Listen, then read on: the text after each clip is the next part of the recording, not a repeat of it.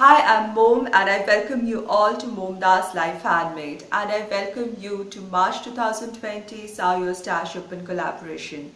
This is an open collaboration where every month I share a sewing project and invite everybody to bring their sewing project and share along with me.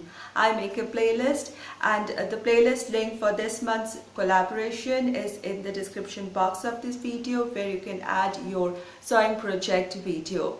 If you have any problem adding your video to the playlist, just let me know and I'll grab your video and add it to the playlist.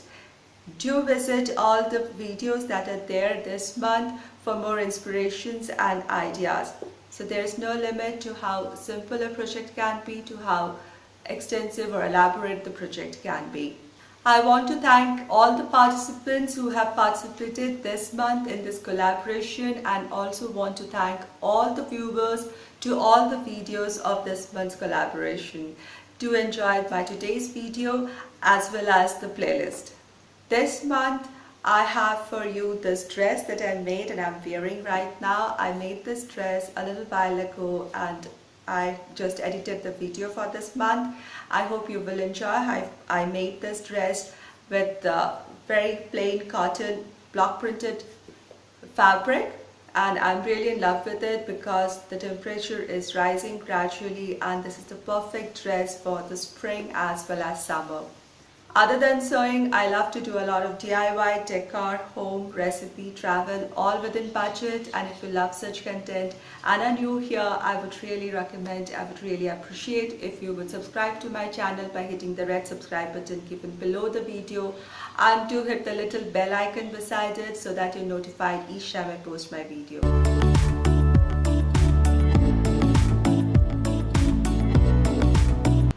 This is a pure cotton fabric with block print over it. The base color is a biscuit color, over which maroon, green and some black colored print is there. These are hand block print and a little bit of gold. I'm a little doubtful about the gold part, whether it will stay or not. But anyway, this is a pure cotton fabric and I'm going to make a little dress out of it. Now these are the leftover scraps of fabrics. I'm not going to throw them. They're going to be useful for making pipings and finishing the armholes, neck and the buttonholes. This is the back piece, and these are the two side pieces and the pieces for the skirt. So this is how I have cut the fabric for this dress. From the leftover scraps of fabrics, I have cut out bias strips, that is, these strips have been cut diagonally to the weave of the fabric. These are diagonally, so the weave goes like this. So therefore these strips, I'll join them, I'll stitch them in this edges and make a long strip of this bias strip fabric, and use them for finishing the neckline and the armholes. For finishing the neckline or the armhole, I've taken the neck piece, and this is the bias strip which I have put the right side facing the neck strip.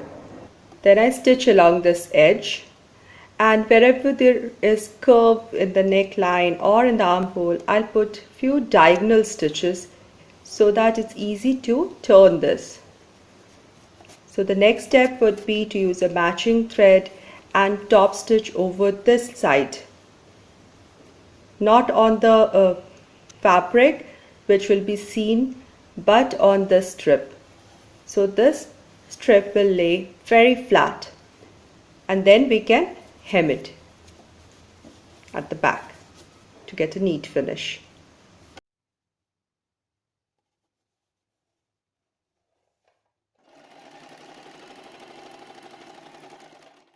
So once the neckline is done, I'll first stitch the shoulders and then I'll do the armholes in the same way.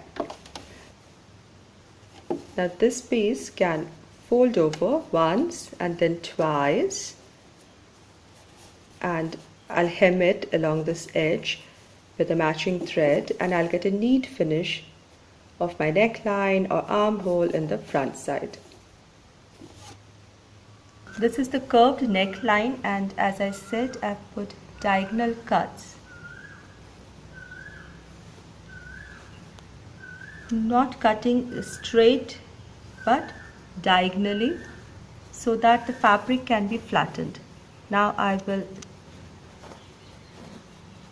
top stitch over this strip as I showed you and then hem it inside to finish the neckline. Similarly, I'll do for the armholes.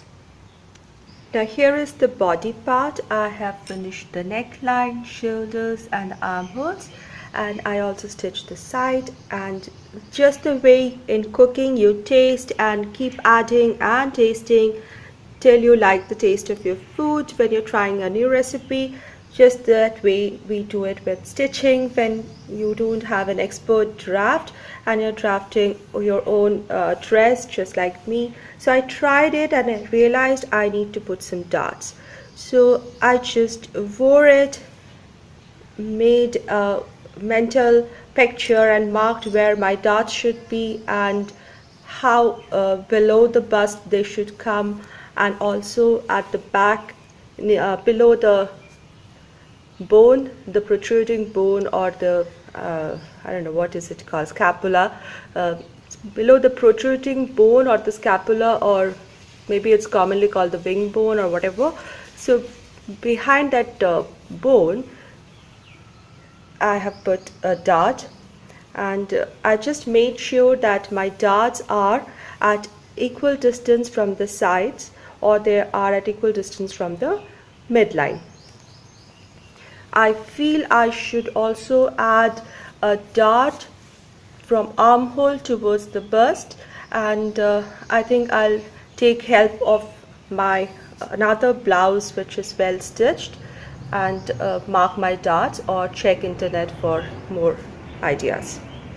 Now this is the waist part of the skirt, and I have taken a single thread and I did a hand sew run through it, which when you pull it forms these pleats, and I'll adjust it as to the same length as that of my waist, and I'll start from the center and pin it at the back center and then gradually attach it to the waist side, both the front side facing each other, and then sew along the waist. Now the body part. In the body part I have attached the strips of fabric for the buttons. Now this is the side which will go inside, and I stitched first at the back, turned it over and top stitched it. On the other hand, this is another strip of fabric which I attached, and then I'm going to fold it and hem it inside so that this fabric is not seen.